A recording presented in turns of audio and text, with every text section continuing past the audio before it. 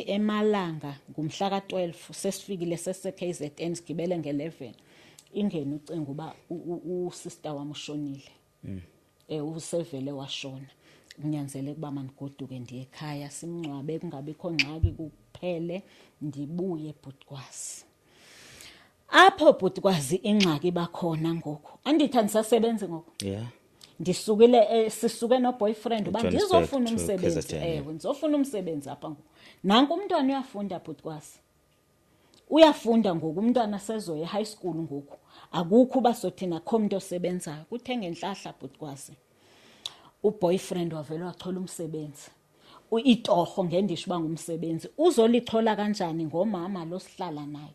Kwakhiwa isonto iweseli kuzofunwa abantu. Kuyakhiwa kuzofuna abazoxova udaka kuzofuna abazothini uyabona.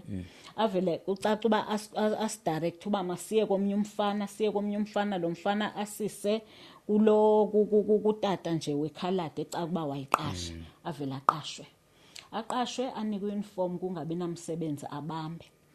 Butikwazi ubambile. Xa ndicinga inoba inyanga zabangaphi zabantathu. Ebambile. Bamiswa. Wacaca uba le contract le ayivani nabantu baseweseli ngokwemali bebethe bazoholelana yona yashiya kanjalo icontract. Bathi bahamba kwaba ke ngoku uhleli phansi andithi besechola itoho ngo wahlala phansi ke ngoku sizothini avula afone after 1 week afone ubaba lo ubebaqashile induna le yabo ayi siyekile phasi sizokwakha igarage eOslo Beach. Ndicela ke ngoku undifunele omnye umfana. Ufike nomfana oyi1 nabanye bazonifunela. Vele ndithi mina no ngicela uthathe ubrother wami. Ubrother wami ekhaya akasebenzi nobrother wami ongowesibini bathathu. Ngomdala kube ngulona kube ngomnye umncane ngulo phakathi ke lo sesuka nako esekunda wabuya sethwele kwayena engasaphilanga ethathwe echolwe ngumfana wangasekhaya sehlale for 5 years engatholi umsebenzi. Ndithi ngicela ungincedele ubhuti wami othathe yena. Hayi ndimxelele sibani ngicela ufika apha ngemini ethile unako umsebenzi. Hayi Butikwazi afike. Kufike la xesha ke ngobabizwe ke ngoba izani nizoqala ndithi bebemisiwe wesele. Izani ke ngonizoqala uba kulungiselelwe uba kwakhiwe le garage. Ufikile ke nyani weza wafike waya naye pha wanika uniform hayi wathathwa. Bathe besayenza le ndawo besayibiya Butikwazi inoba kwaphela kwaba inyanga. Ayikapheli indawo andithi ufune baqale bayibiye then ke ngokuzokwakhiwa igarage kwayinyanga eyi1 wahola ubhuti wami athi hayi ndibacelele ku-anti lo sihlala naye ugogo sasimbiza ngogogo kuba abantwana bembiza ngogogo nabantu abakamakoti gogo kunoba abantu bahlale kanjena siyasokola nami ndiyasokola phaya usisi lowa undinika i2000 rand per month ndigada abantu abakhe sesincedwa yiyo apha endlini bona bemile phango kusincedwa yiyo ke ngoku. Yes. Butikwazi kulapho kwakukhona kwakubonakala uba ayiseqala ukuba kukhuni nyani ke ngoku andithi sebemisiwe emsebenzini ababizwa ndizothi gogo siyarenta zimbini izindlu sizirentayo uyaqaphela uba ndim iboyfriend yami sekungubrother wami ngoku. Brother wami ke ngoku uhlala nomfana wami kwenye indlu ngapha sidla konke sisipheka ndawonye mina ndihlala neboyfriend yami kule ndlu ngapha. Ubhuti ukuhlala nomfana wakho? Yes. Ama-room amabini siyawarenta lama room kule 2000 indlu nganye i500 shuthi kule 2000 endihola ngishiyeka ne1000 rand siyagrosa ke sizodla sonke apha konga ndazothi kuye azothi yemani mandi eweseli uchithwa indlu kamfundisi njengoba ubona ba kuyakhiwa phaya yonke la ndawo kuzokwakhiwa isazobakho indlu kamfundisi.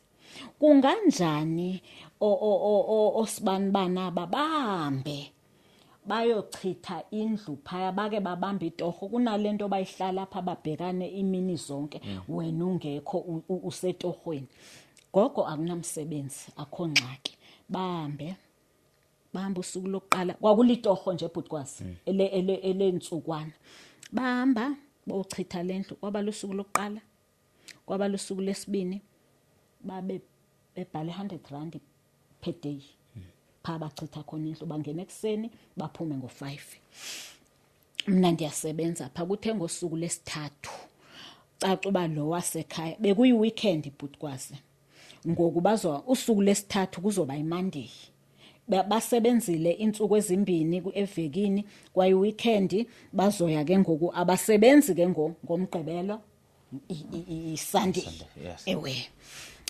ukubazoya Monday ke ngoku sendihamba ndiye etohoni lamathi ugogo ayibo bapha abafana bami namhlanje ngathi abavuki nje kutheni ndingene endlini sevukile uboyfriend wami sendimshiye senxibile ama-overall vele ngoba pha emsebenzini zangathathwa ama-overall bebesebenzisa lama-overall ndiye kubhuti wami mandifika hayi ndifike sebhekile embhedeni ndithi ugogo uyandidinga engathi namhlanje niyenqenuka emsebenzini kwakuMonday kwakuyi-14 kaJuni kwakuMonday ngisakhumbula kahle uyandinga ugogo athi kena hayi sizohamba ndithi utheni phela wabonakala engathi unesibhocobhoco uyenqina ndivele mina ndisukume ndihambe sendiredi uba ndiye emsebenzini ndimbone aye etephini ndimbone ehlamba ubuso ndiyophuma ngegate ndihambe mandifika bhutikwazi emsebenzini ndisebenze kube nokhazini wami omnye ofowunayo ucaca uba ufuna yena ndithi efowunini omcholi athi andimfumani ngayo nale mini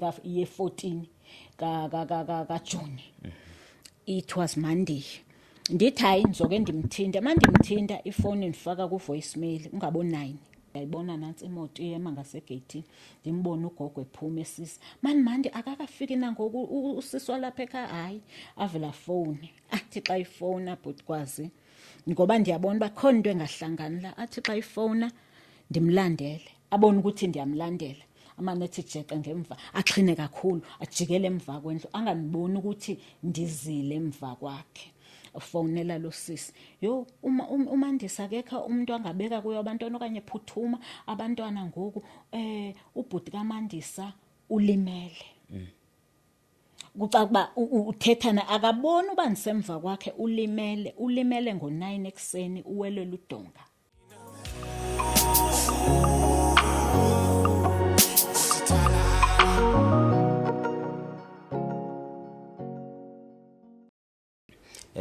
sanibonani babukele thina ekhaya igama lami ke mina ngokwazi ngokansale ngiphophazile kadla amahlathi amnyama nginibingelela lapha kune podcast lapho khona suke sixoxa nje izinto eziningi ezahlukahlukene nenkinga ke nje isuke ibhekene nabantu bakithi ngokuhlukana kwazo ngobuningi nje beyinkinga ke sike sesabhekana nazo sesikwazile ukuthi sikwazi ukusiza la kungathiwa sisiza khona ngenhlanhla ke podcast yethu akuthina ke kuphela abantu abasiza abantu kodwa abantu abasuke bebukela ungababukeli bethu esiphinde futhi sinxuse ukuthi izingane zakwethu azizame ukuthi at least i-podcast ibe nesikhwama ekuzameni kwethu ke siye sazama ukuvula i-trust fund okusayidelay angifuna ukuqamba manga because thina sazizona lezi zinto ezitechnical zamakhamera nakho ukukhuluma lapha phambili into zo admin ithanda ukuthi sibenzima kodwa ke khona company esizana nayo noma esisebenzisana nayo izama ukuthi izinto ihlangane noma zilunga maqhubeka isikhathi ke sizocela ukuthi ababukeli bebe ama friends of the podcast lapho khona sizobe sikwazi khona ukuthi mhlambe njalo ngenyanga siyazi umbukeli mayifikile phakathi kwethu akahambe lambatha noma akahambe engalithola ngosizo ngoba mhlawumbe silokhu sidindela umbukeli ukuthi kube uyena umfuna noma kube uyena ozomsiza so nje siyanxusa kakhulu ukuthi abafisa ukuthi bebe ama friends of podcast besithinte kule number yethu ekubhayo ama friends of podcast unganikala noma ngani siyazi ukuthi njalo ngenyanga sinoThembi sinothandeka sinosbusiso sinobhuti uphilani wonke nje umndeni wethu wakwane podcast sazi ukuthi hayi uno10 rand akokhipha uno20 rand akokhipha so that umbukeli mayifikile engabi nenkinga lesifundo ke sisithole kusisi omncane unompilo efisa community side la sabona khona ukuthi yazi kubalekile ukuthi kube khona imali ekhona eseduzane ngaleso sikhathi ngoba imali ayihlezi zikhona so that's why kubalekile ukuthi sibe ne friends of podcast angingagxili kakhulu lapho ku friends of podcast nizosithinta uma unalo ntshisekelo yokufisa ukusiza abantu namhlanje futhi angihambe ngedwa ngihamba noma wami lapha eceleni kwami ozobingelela aphinda zisho ukuthi ungubani uqhamukaphi uhlala kuphi sanibona manjani kodwa Ndiyaphila unjani bhuti? Siyaphila. Yebo. Igama lami ndinguMandisa wakwaGeza. Yeah. Ndiqhamuka eBizana Eastern Cape ngokuhlala eThembisa. Yeah. Apha eGoli. Yebo. Uye wasibhalela impela futhi besihluphekile ukuthi sikwazi ukuthi sihlangane nawe ngenxa zomsebenzi nezinye izinto ozenzayo ngama commitments sasathi hayi azizame indlela sithola usukwane sizokwazi ukuthi sipithe ngalo nangampela namhlanje sekwenzekile.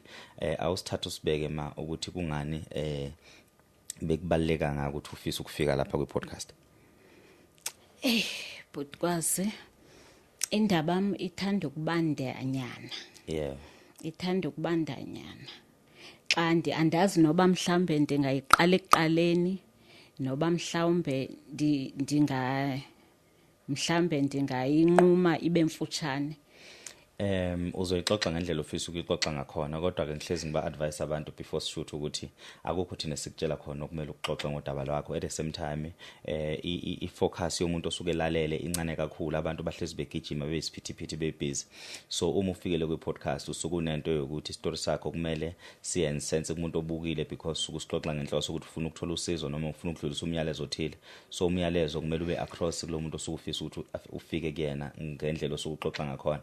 So kungenzeka ukuthi umuntu usenza sibe sifishane sigcine silahla umqondo, uthi usenza sibe side sigcina siwulahla futhi stile umqondo ngokuba kube kuningi okukhulumile obekungabalekile. So uma lokho kubalekile kukhona okuzokwenza ukuthi kube kude, yes sikuxoxa njengoba kunjalo, kodwa uma ubona ukuthi hayi okunye nje akunasidingo sahamba saya estoro, masifika estoro safika amakula kwakuyikula nikambele cha kwangalona ikula engazi ukuthi kwakuyindiya yazini leli yandiya la yazi kune ukuthi la rape ingane ugcina off ramp estorini sakho. So nje zama ukuthi uhlale estorini nezinye izinto nje ingcanyana as unnecessary avoid, kodwa nje wenze sure ukuthi lokho kubalekile uxoxa njengoba kunjalo. Yebo Bhutikwazi. Bhutikwazi mina ndikhulele eBizana. Yeah. E-Eastern Cape.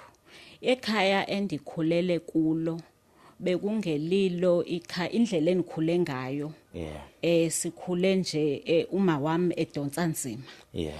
Nokubutata wami ubekhona esebenza eGoli.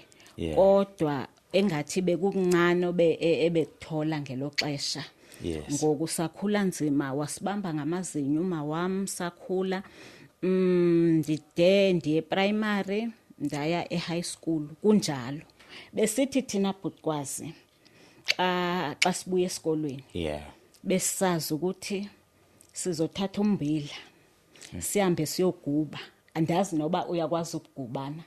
Lamatshe ukwenza impuphu. Yeah. Esidle yompuphu thina utata esebenza eGoli. Yeah. Utata into obekwazi ukusenzela yona Bhutikwazi kwicala leuniform esikolweni besiba covered kweuniform.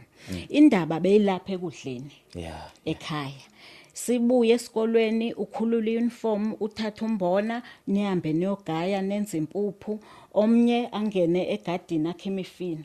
Sasibabini selamana thina sesikhulile akhe imifino mina bendiyoguba, maniqeda ukuguba ndizothola inkuni. Yeah. Thola inkuni ukuthi sikwazi ukufike sibasa umlilo sipheke. Yeah. Kwenzekile ke sakhula kodwa sabadala. Ndihambile Bhutikwazi ndiyaya e-high school. I-high school yami ndifunde eMkhomasi. Yeah. Emagabheni high school. Yeah. Benihlala no anti wami udade wabo mama. Yeah. Nalapho ukudonseka kanzima. Andithi uyazi umntwana xa ifunda ehlala okanye kudade wabo mama wakhe kufuneka kube nemali esuka ekhaya. Kunjalo. Ngenyanga ize lapho. Yeah. Beyingekho yamali yokuba umama makathumela. Andithi imali beyifika ekhaya beyilingana ezongxaki zasekhaya okanye makudliwe uthole bakuthengwa isishebo. Yeah. Nempuphu nesaka lempuphu nesaka lekabishi namafutha nesuphu kuphelile khona apha kuphelile imali. Akazuba nayo uma wami imali yokuthatha anikeze uanti wami. Anti wami uzamile ukunibamba ngamazinyo. Anti wami besebenza emafemini ethunga khona eMkhomasi. Uzamile ke naye wanibamba ngamazinyo. Hayi sihlalile noanti wami ungekho nkinga. Ndapasa ndifike ndifunda standard 8. Ndafunda u9 ndiphele ku grade 11. Yeah. Ngoba grade 11 ndimfailile. Xa ndifail grade 11 ndiphuma esikolweni ndifuna ukuyenza ibe mfutshane ndingayenzi idibende kakhulu ewe. Mandifaila grade 11. Yeah. ndigoduke ndiye ekhaya. Xa ndifika ekhaya sorry kancane utshela abantu bengakhuluma ngaqhubeka ma. xa ndifeyile ugrade 11 Bhutikwazi, mandifika ekhaya siyaxabana nomama kuba ndifeyilile. Yes. Le mali ingako utatakho bekubhatalela ngayo school fees, ufeyilile ntoni ungabuye ufeyile futhi. Sixabane, ndibalekele kulo baba wami. Yeah. Kulo baba wami kusendaweni khona pha Eastern Cape. Yeah. Ndihambe ndibone xa sendisendleleni ba andizuya kulo baba wami, mandiye kwababa omncane wami. Apha kukhona abantwana abazintanga zami. Yes. Ndifikile khona bengelixesha lokuhlakulwa kombona. Yeah. Inoba la koNovember. Yes. Ewe ngomaxesha ke. Mandifika khona andazi ukuthi nizokwenza njani. Ndifike ndibamba itoho kwamakhelwane. Ibhutikwazi, ndifunani? Ndifuna mhlambe imali yokuba ndikwazi ukuya kodadewethu eThekwini eWestfield. Yes. Uba ndiyozama impilo khona. Ndifeyilile kugrade 12 phela ngoku, kugrade 11 ngoku. Yes, ndimfeyilile. Sixabene nomama ekhaya uba ndifeyile kanjani. Ugrade 11 why ndifeyilile ugrade 11 kwade kwacaca uba ke uthi maniphume ndizibonele uba nizothini. Nako ke masendifika khona ndifike ndihlakule kwamakhelwane ndikwatata omncane. Inoba Bhutikwazi xa ndingaphazami ndisebenzela imali yokuya eThekwini, ndihlakulile 2 weeks. Ndihlakula i2 weeks nikalelwe phaya uba uzohlakula indawo engaka uzoxhola imali engaka. Yaphela i2 weeks ndihlakula ndayifumana imali. Ngempela ngigibele ngahamba ngayo eThekwini. Yeah. eThekwini Bhutikwazi ungakhohlwa uba andilazi iTheku. Ndiyaliqabuka andazi uba ndizothi xa ndiphuma ndiyazi uba ndiye eWestfield. Andazi uba ndiye eWestfield iphi. Odadewethu ababakatata omncane baseWestfield, ndiye eWestfield. Nyani ngempela ndigibele ndihambe. Xa usuka kwamomncane usiye estopini ubuzothatha ibhasi eThekwini. Kulibanga. Ngizoyihamba ngenyawo elibanga. Zolihamba ngenyawo ngoba ndiphikelele uba phandi yakhona ndizofike ndincedakala. Mhlambe ndizoxhola amatohwanyana. Yes. Ewe. Ndihambile Bhutikwazi ndagibela ndaya eThekwini. Mandifike eThekwini wayendiyalele udadewethu ngoko wayifikile sidibene uba uzogibela ibhasi wehle erenkini eyeWestfield. Mase kuthiwa ndehle erenkini eyeWestfield ndazi ndizothi ndiye eWestfield. Ndigibela ibhasi Bhutikwazi. Mandigibela ibhasi uye eWestfield, indawo neWestfield abantu bayehle ezitopini. Hayi sehla kwabani, sehla kwaTiki, sehla kwaba. Mna ndiyazi yonto. Ibhasi isuka eWestfield iye ePinetown, isuka eDurban iye ePinetown. Andithi xa isuka eThekwini izodlula eWestfield ithi Pinetown. Iphelele ePinetown. Ndigibela ibhasi andazi uba ndizokwehlaphi. Ndivele ndehle kwesinye istop nami ndithi hayi ngicela ukwehlapha. Kufikile engqondweni kumba yehla ngoku. Andazi uba sesifikile stop noba sendifikile noba ndifika. Mandisehla ndehla phansi kwebridge Bhutikwazi. Phezulu ibridge ndingaphansi kwalo. Kuquiet kule ndawo.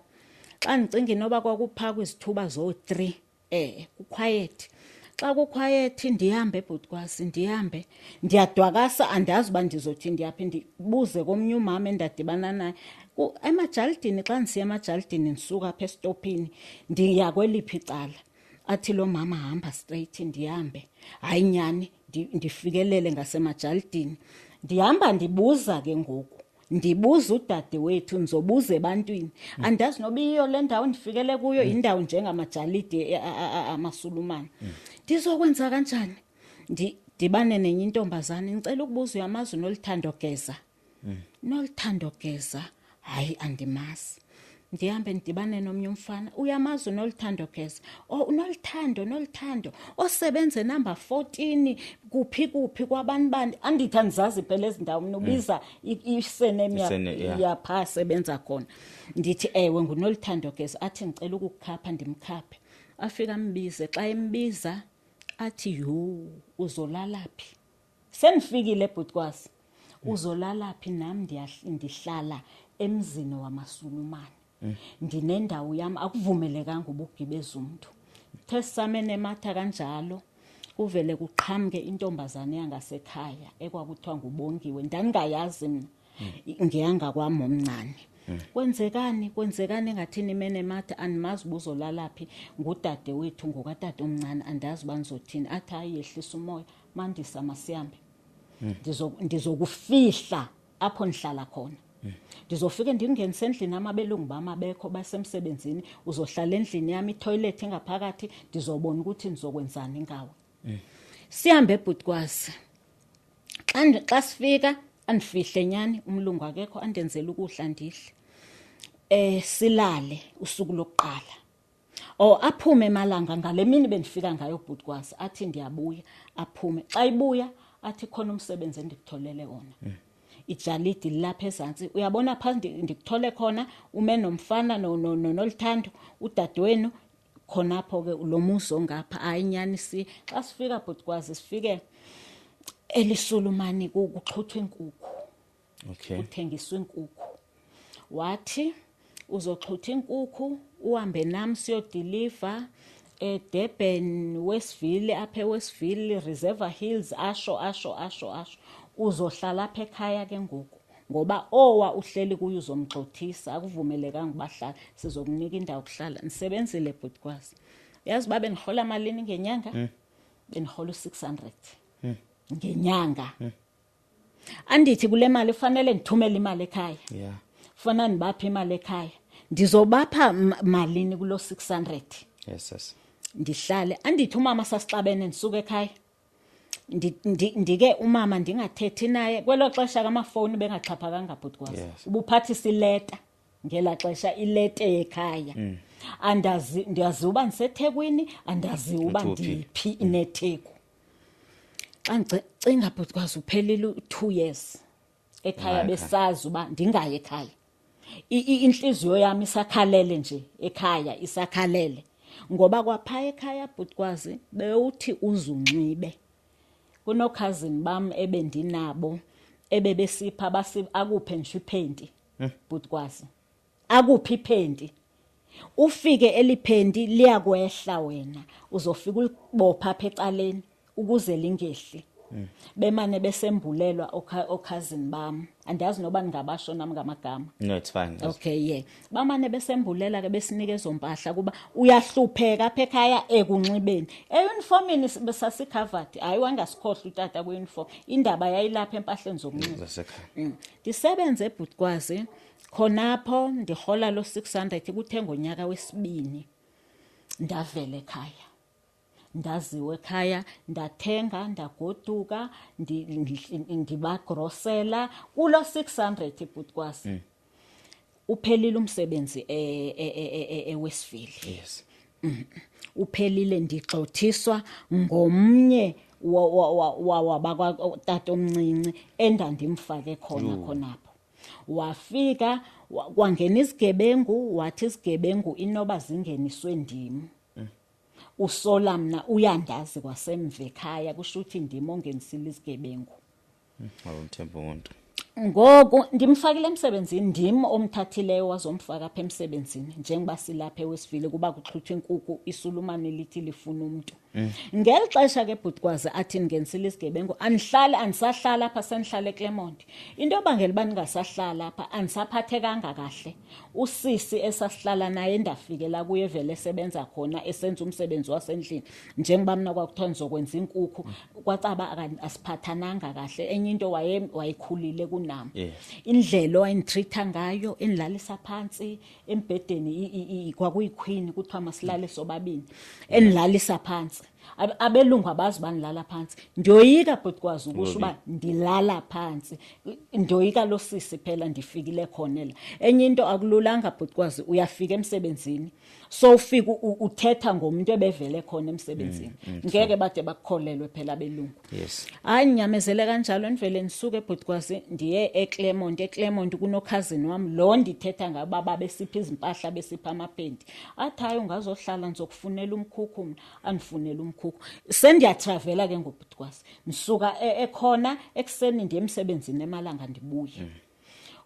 Kwenzekile ke ngenye imini kwangena isigebengu andikho mina futhi ke ngosenihlala eClermont hayi ke kungena isigebengu kandazi ke wakuzathatha izinto ke zathatha into ezithatha amasifika sifike kuthiwa ayibo kungena isigebengu kuhlale ke noba bhutikwazi kwaba inyanga ndizova ngomnye sasisebenza nabo besuka ePort Epstein uba ye ngudadewenu ngempela lo ndithi mina ewe ngudadewethu tata bethu bazalwa ngumuntu oyi-1 ngabazala abayi-1 ngudadewethu ngokamfowabo tata straight bathi asiboni kanjalo kanja indlela athetha kakubi ngayo ngawe emlungwini kanjani ndijale ndithi hayi andingathembi ibhutikwazi kuba kaloku abantu baxabanisa ndingayithembi lento ayibamane bendixelela one day ndithe mandingena andithi bushaya ibhele xa uze emsebenzini ndishaya ibhele umlungu avileze andithi bendishaya ibhele umlungu bavula igate ndingene ndive ndibona indoda isiza kuma indoda isithi Doris uyazazi isigebengu esingenela ndithi mina isigebengu esingenela ndithi ewe ndeva kuthiwa ungenile isigebengu kuthiwa wena ongenisile isigebengu ndithi mna ndibona uba bhutikwazi ndithukile mna endingenisile isigebengu kuthiwe ewe wena ongenisile isigebengu athi masambe sihambe ndisebenze ebhutikwazi indiphethe kabi lento siyadiliva naye nje siyahamba niphatheke kakubi ndizothi sekusemalanga ndithi andiyithandanga lento boyisho athi ndiyivile akasho ubuyive ngabani ndivile into enzo ndavele ndathi mina hayi biza amapolisa azazondisesha ngezigebengu ezingenela hayi andizowabiza amapolisa ndigoduke uthena ngosuku lesibini aphinde futhi eze kuma egeyithini athi umsebenzi uphelile ndizongena athi umsebenzi uphelile wena ungenisile isigebengu apha ushila uNancy udadewenu uba wena ongenisile isigebengu angeke andithi ngidadewenu uNancy ngeke akhuluma amanga ngawo uNancy akacingi nje akhuluma amanga ngawo hamba phinde emva bhutikwazi ndiyogibela ngoku into ephinde eClermont mandifike eClermont ndizokwenza kanjani ndizothini andisenamsebenzi ngobhutikwazi umsebenzi awusekho uphelile ugqitywe ngumuntu endamfaka emsebenzini ufike ndineminyaka ufike na 2 years la ndamfunela umsebenzi esokola wangena emsebenzini ndizothini ndiyireport ekhaya lento umama ndicele komnye usisi andifowunisa andisasebenzi mna khona pha umzala wami amcelela usisi sibuye siphathise nencwadi sasiphathisa nencwadi ndiphathise nencwadi ndibona incwadi izohamba kade ndifowune ngicela ukufowuna kwakusafika lamafowuni kuthiwa ze-Alcatel ngelo xesha cele kuye ke andifowunise ndisho mama andisasebenzi usibanibani undiphelelisele ngumsebenzi lo mntu bomfaka emsebenzini ewe imile ke ngobhutikwazi impilo yami andisazi uba ndizothini ke ngondithini hlala emkhukhwini funeka ndirente ndiphila ngokucela ndiya komakhelwane ukhazini wami naye ngapha naye uhlala nomntanakhe umntanakhe uyafunda uyaniphakela ukhazini wami ukhathele phela naye ukuniphakela ukhazini wami ndiyazama ndibamba amawashingi ibhutikwazi ndihamba ndicela amawashingi ndihambe ndiye koPine Town ezitolo ndifese akukho msebenzi hayi into engcono maniphinde back ekhaya ndaphinde emva ngelo xesha ndiphinde emva ndinomntwana ona 1 month umfana wami lo ndifike naye la una 1 month ngelo xeshelo ndimzalele khona eClermont ngo 2003 sendiphinde emva ke ngoku maniphinde emva avulathi utatakhe njengoba ndikhulelisiwe wathi no ungaye ekhaya ya emasiye emarket ndino-anti wami osemarket otishe Flagstaff udade waboma wakhe senikhulume naye uba uzofika nomntwana ndifike nomntwana ngelo xesha yena utorhoza phi utorhoza emateksini eBizana athi nizohlala apha sihlale khona nomntwana umntwana akhule sabona ukuthi wayeka eyamateksi wazofumana umsebenzi eAlbany khona eMagete eManaba athi uyabona ke ngoku engathi izinto ziyakhanya into enzoyenza sizophuma apha kwaSomncane babe umbikwanti wakho ayimbiza ngoSomncane sizophuma apha kwaSomncane siphuma siyaphi siyoqashe eyami indawo uba nihlale nami ndikwazi ukukhulisa umntwana kwenzekile ebhutikwazi nyani sahamba soqasha wawuchola umsebenzi eAlbany ukuchola kwakhe umsebenzi eAlbany wayefunelwe kuthiwa intoni kuthiwa intoni ibhutikwazi naku xa bekufunela umsebenzi kumane kuba nemali abayithathayo bona i-agent yes wayifunelwe i-agent ngoku bona baba nemali abamane beyithatha kuye kodwa ikhona imadlana ukuba masiphile kakade njengoba imfunele lo msebenzi hayi ke siqasha umuntu amakhule kungabikho ngxaki uthe xa ina 5 years umntwana utatakhe hayi ngeke belako 4 to 3 years wagula utatakhe wasweleka utatakhe wazorojwa ngumalumakhe wathi umalumakhe utatakhe wayelipolisa wathi njengoba utatakho bengumseshi izimali ndivile pha kusho umalumakhe ndivile izimali zenu ezizophuma pha vele ushiye lapha resign bengasabambeki ke bhutikwazi engasabambeka athe kwamalumekazi akhe abesendlini ndibonga lento yokuthi uyasondla uthenga igross endlini umntwana uyamthengela izinto ukuthi makahle uyanceda utatakhe ngale makuphela inyanga yiza nomzukulu wayinobubele nje yiza nomzukulu masidibane spa eBizana sigibele emarket siye eBizana athengele umntwana everything yonke into ngoku aresign ebhutikwazi andishiye emarket ndisale emarket mandisale emarket nomntwana ngizorenta ngani andisebenzi ndizothini lo muntu usegodukile akho mali ayizisayo impela nyanga ndiyafona angandinaki bhutikwazi ngenhlahla ndisamene ematha kanjalo ndivele njengoba pha emarket indawo esesilungwini kwamakhelwane kundibane nentombazana ithi ndiyahamba ndihlala wathi uhlala eShowe ndingowaseshowe ndiyahamba ndiyagoduka guluma ngicela ndifuna xa ungakwazi ungena kwamsebenzi ungangena kodwa kunzima qha ezilonga ungazugibela bhutikwazi ndiyile emsebenzini ndasebenza kunzima bhutikwazi kunzima ndiyasebenza ndibelethe ingane emhlana ndigcina ingane ndiclean emzini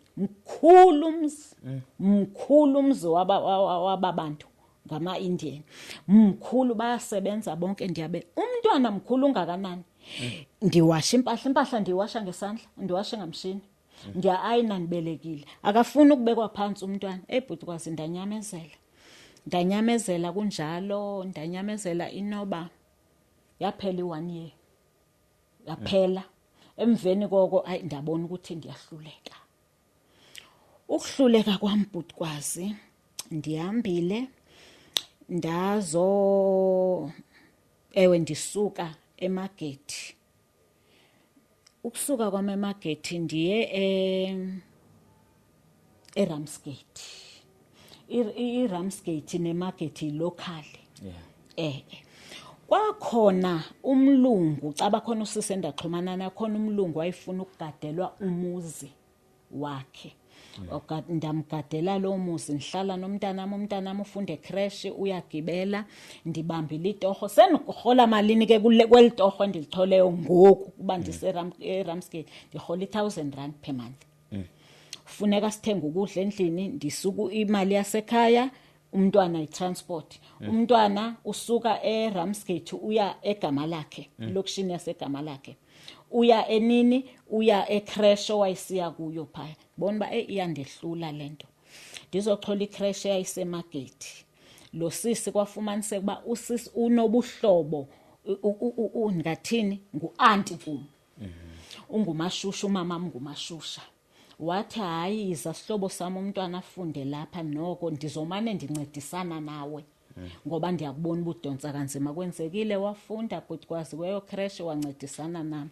sithe sahleli ndafumana umsebenzi eFresh Meat othe ukuba ngcono ndihamba endleleni bhutikwazi uyakhumbula uba ndiyaxelela uba ndifumene umsebenzi emlungwini eRamsgate kulo msebenzi ndiwufumene eRamsgate ndiya egarage ndikhumbula uba ndandiye egarage ndiyofuna isonka ndihamba naye oko wayisoleka ehamba nonini oko wazalwa ndifumane iphepha ifiva Ewe khona la phepha lamahala kuthiwa iFIFA ndilibone ndilifunde ndibona bayibo kufuna abantu eFresh Meat ePorshepstone kuthiwa makuziswa amasivi ndifike ngixelele lo sisi wanixholela lo mzi wabelungu ndiwugcina eRamsgate ndigcina umzi Bhutikwazi ndiyasebenza andisebenza phekha ndisebenza komnye ekwakuthiwa nguAndoris kodwa na uhlobene nala ndigcina khona ndivula khona ungabi ngikho ngxaki ndimxelele lo sisi ayibona kundibona wathi mandisa phuthuma iyakhona hambisa isivi ndiphuthume Bhutikwazi ndihambisa isivi ngelo xesha mandicinga umntanam unangaphi ngelo xesha ulako 6 years 6 to 7 ngelo xesha hayi ndifike ndibeka isivi ndibizwe Bhutikwazi ndiyokwenza i-interview ndiyenze i-interview ngosuku endibizwa ngalo ndiyenze i-interview ndibuye kuphele 1 week ndifowunelwe ndiwufumana umsebenzi athi Michael ufumene umsebenzi Mandisa cela uzoqala ngemini ethile kodwa kusasa fika uzothatha iuniform fike ndithatha iuniform eFresh Meat ndiyajabula Bhutikwazi ndiyaqala ngqake ngokusebenza umsebenzi engathi uzobhadla ndisebenza esitolo okoniloko ndidonsa nzima ndithini nibamba washing ndiyajabula ke azothi ke usisi lo no mna ndifuna niye ekhaya egama lakhe andithi apha bugcina umzi womlungu uyasebenza ngoku ngeke besakwazi ukubambela toho le-R1000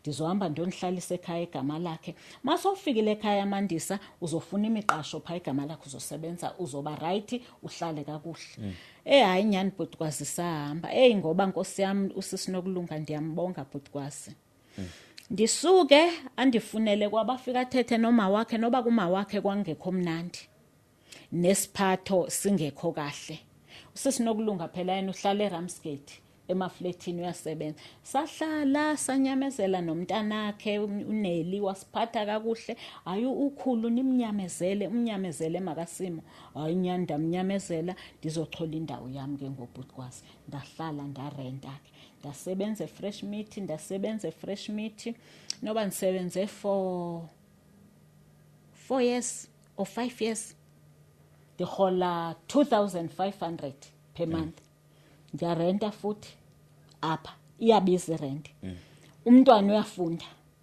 sefunda apha ke ngoku esikolweni sasegama lakhe ndiye ndomfunela eprimary kwacaba icreche ebefunda kuyo kuthiwa ayicacanga bekufanele uba wafunda ecreche nesikolo ebefunda kuso kwathiwa befunda esikolweni esingekho mthethweni esingarejistwanga lo mntwana beyofunda abani ngelo xesha usimo beyofunda ugrade 2 beyofunda ugrade 3 angakuphuli ma ngenzela ukuthi samsane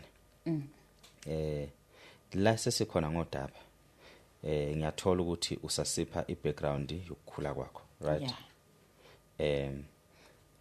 i-background yokukhula kwakho mina sengiyitholile nosizo nokubhekana nalo so ke amanje asike sihambe sohlala kwingqikithi yento esithi sidinga kuyona kakhulukazi usizo nala esesithe khona impilo ke isisijikile noma la sesithi khona sinenkinga ukwenzela ukuthi umbukeli angaze alahleke le focus ebengikhuluma ngayo ukuthi because impilo umuntu angayixoxa kuze kuyovala yabona nje nami njengoba nginela iminyaka enginayo nginezinto eziningi that I can tell so now asike sihambe sohlala kwingqikithi ndizohlala kwingqikithi ke ngoku Bhutikwazi sendisegama lakhe ndihlala egama lakhe siyarenta ndisebenza eFresh Meat ndisebenzile eFresh Meat waphela umsebenzi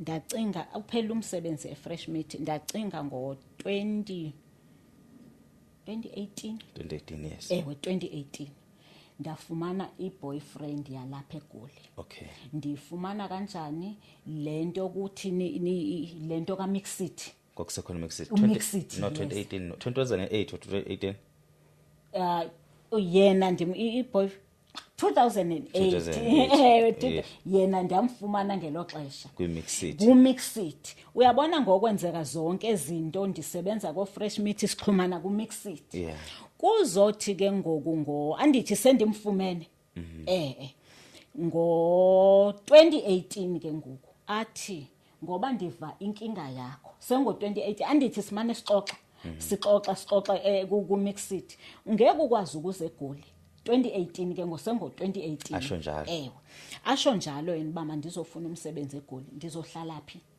athi ke na ke hayi kukhona ekhaya ndinayo indawo ekhaya ndithi mina abazali wathi ndihlala noma wami uma wami uyakwazi sendakhuluma ngawo but kwazi 2018 yandiyakhumbula ndize but kwazi maqala u2018 umntwana ndimshiye ekhaya ndiyaqala ngqa ukumshiya ekhaya soloko wabakumi 2018 soloko ekum efunda kumi yonke into eyenzeka kum uphi useprimary ngelo xesha ndamshiya nodadewethu kwangabi nangxaki ndeza eGoli manifika eGoli hayi 2018 yonke ndihlale umsebenzi andiwuthole kuzothi 2018 December ndithi ndiphinda back emva ngisho kuye impilo yalapha andithola imisebenzi into enzeka ke ngobhutikwazi ndibamba amawashingi ke ngoku manje nibamba amawashingi andipho madlana ndipha yona akasebenzi naye unikwa imali nguma wakhe kwabo kuyarentiswa uma wakhe ubapha imali yena athathe le mali ayiphiwe anike mina ndithumelele ekhaya uba makudla umntwana kusafarishe thina nandaba nami ndikhumbula imali wayinika yona ngenyanga ukusukela February 2018 kuyoma kuNovember yayi1000 rand owayiphiwa nguma wakhe ndithumelele umntwana nibona ba ayikho lento 2018 owo November ndigoduke ngomhla ka11 ndisakhumbula into yobangela uba ndingakhohlwa nguyinyange kwasweleka ngayo usister wami omncane hayi ndihambe ngiqale ngixhumane nomngani wami esasebenza kunye phi eFresh Meat setshatile ke ngumngani nami sendashada mandi ndihlala apha egama lakhe zikhona izindlu zokukhulumela nomama zalami ndiphume kuba butikwazi nifuna ukusenza sibe sikhawuleze side sifike enqekithini ndifike egama lakhe nyani ndivele ndiyithumela imali andinike kule 1000 rand endirenta endimane ndiyithumelela umntwana ndithi senguNovember sivele ndiyorenta ngayo phaya sirente athi ndizohamba nawe nami ndiyofuna amatoho eKZN sigibele ngomhla usho ke boyfriend 11 kaNovember 2018 yes sigibele andithi sizosuka apha eGoli siyofika ngomhla ka12 ndino sister wami ogulayo osekhaya obeseThekwini esenzini esini wagula kwacabuseka ugula yini uphethwe zipiles kuthiwe ulalisiwe esibhedlela ndithi hayi ngoba ndiyagoduka nami ndiyagibela namhlanje nizofika ngakusasa ngomhla ka12 ndizofika ndibona usuku ndiyombheka sifike ke bhutikwa ndihamba neboyfriend yami ke ngoku sifika apha nazi izindlu sizikhonjiswe hayi kube mnandi kakade asinike okhiya kungabikho ngxaki kube mnandi vele ndinayo impahla yami endandivele ndiyibekile igama lakhe njengoba sasifikele kulo sisinokulunga khona ngxaki sifike ke uzothi eMalanga ngomhla ka12 sesifikile seseKZN sigibele nge11 ingene ucinga uba usister wami ushonile usevele washona kunyanzeleke kuba manigoduke ndiye ekhaya simncwabe kungabikho ngxaki kuphele ndibuye bhutikwazi apho bhutikwazi ingxaki bakhona ngoku andithi andisasebenzi ngoku ndisukile sisuke noboyfriend uba ndizofuna umsebenzi ndizofuna umsebenzi apha ngoku nanku umntwana uyafunda bhutikwazi uyafunda ngoku umntwana sezoya high school ngoku akukho basothina kho umuntu osebenzayo kuthenga enhlahla bhutikwazi uboyfriend wavela wathola umsebenzi itoho ngendisho uba ngumsebenzi uzolithola kanjani ngomama lo sihlala naye kwakhiwa isonto iweseli kuzofunwa abantu kuyakhiwa kuzofuna abazoxova udaka kuzofuna abazothini uyabona avele ucaca uba as-direct uba masiye komnye umfana lo mfana asise kulo kutata nje wekhalade ecaca uba wayiqasha avele aqashwe anikwe uniform kungabi namsebenzi abambe bhutikwazi ubambile xa ndicinga inoba inyanga zabangaphi zabantathu ebambile bamiswa kwacaca uba le contract le ayivani nabantu baseweseli ngokwemali bebethe bazoholelana yona yashiya kanjalo icontract bathi bahamba kwaba ke ngokuhleli phansi andithi besethola itoho ngoku wahlala phansi ke ngoku sizothini avula afone after 1 week afone ubaba lo ubebaqashile induna le yabo hayi siyekile phasi sizokwakha igarage eOslo Beach ndicela ke ngoku undifunele omnye umfana ufike nomfana oyi1 nabanye bazonifunela andithi sekuphele ixesha elingakanani bengasasebenzi pha inoba xa ndicinga okanye mhlambe kwakuyinyanga engasasebenzi wasebenza 4 months after 4 months wahlala inyanga akasebenzi nako ke ngosefona ke ngoku uboss lo okay ndifunela umuntu amfunele ndivele ndithi mina no ngicela uthathe ubrother wami ubrother wami ekhaya akasebenzi nobrother wami ongowesibini bathathu ngomdala kube ngulona kube ngomnye umncane kulo phakathi ke lo sesuka nako esekhunda wabuya sethwele kwayena engasaphilanga ethathwe echolwe ngumfana wangasekhaya sehlale for 5 years engatholi umsebenzi ndithi ngicela ungincedele ubhuti wami othathe yena hayi ndimxelele sibani ngicela ufika apha ngemini ethile unako umsebenzi hayi bhuti kwaze afike ufike la xesha ke ngobabizwe ke ngoba izani nizoqala ndithi bebemisiwe wisele izani ke ngonizoqala uba kulungiselelwe uba kwakhiwe le garage ufikile ke nyani weza wafike waya naye pha wanika uniform hayi wathathwa bathe besayenza le ndawo besayibiya bhuti kwazi inoba kwangeka inoba kwaphela kwaba inyanga ayikapheli indawo andithi ufune baqale bayibiye then ke ngokuzokwakhiwa igarage kwayinyanga eyi1 wahola ubhuti wami bamiswa sahlala ke ngoku mna ngelo xesha njengoba esebenza phaya mna ndithathwe intombazana ngosebezokwakha igarage ndithathwe intombazana esisondana ebeyifunda nosister wami euniversity i-social worker ke ngokhona pha ePortshepstone wathi mandisa kunoba uhlale umntwana uzohlala nizolala nihleni ngicela ubuzobamba apha kum unigadela abantwana hayi bhuti kwazi ndamgadela abantwana andithi nabo bayaqhuba pha bathi besuka ngomva kwenyanga ubhuti wami efikile bave bahola inyanga enye bamiswa wahamba ubhuti wami kunini ke ngelo xesha bhuti kwazi 2021 2021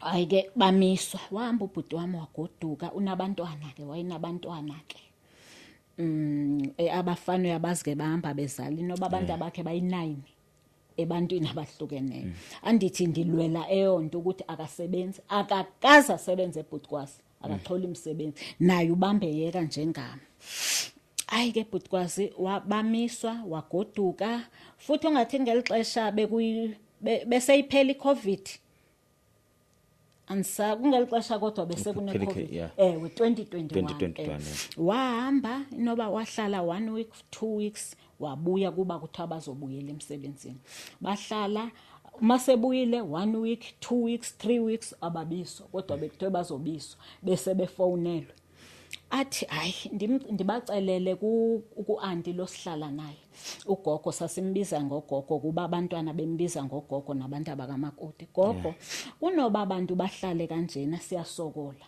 nami ndiyasokola phaya usisi lowa undinika i2000 rand per month ndigada abantu abakhe sesincedwa yiyo apha endlini bona bemile phango kusincedwa yiyo ke ngoku but kwazi kulapho kwakukhona kwakubonakala uba ayiseqala ukuba kukhuni nyani ke ngoku andithi sebemisiwe emsebenzini ababizwa ndizothi gogo siyarenta zimbini izindlu sizirentayo uyaqaphela uba ndim iboyfriend yami sekungubrother wami ngoku brother wami ke ngoku uhlala nomfana wami kwenye indlu ngapha sidla konke sisipheka ndawonye mna ndihlala neboyfriend yami kule ndlu ngapha ubhuti wakuhlala nomfana wakho yes amaroom amabini siyawarenta lamaroom kule 2000 indlu nganye i500 shuthi kule 2000 endihola ngishika ne1000 rand siyagrosa ke sizodla sonke apha konga ndazothi kuye